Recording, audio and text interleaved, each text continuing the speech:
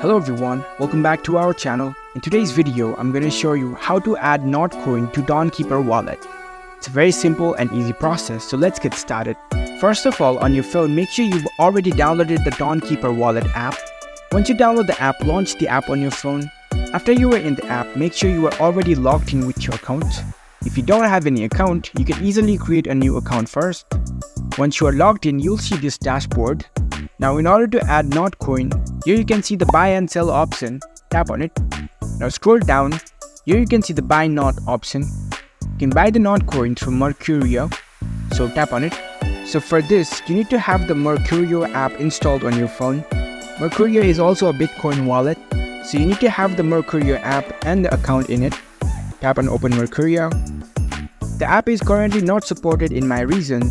If it does support in your country, you can easily complete the transaction. You can follow the instructions and you will be able to add NotCoin to your TonKeeper wallet.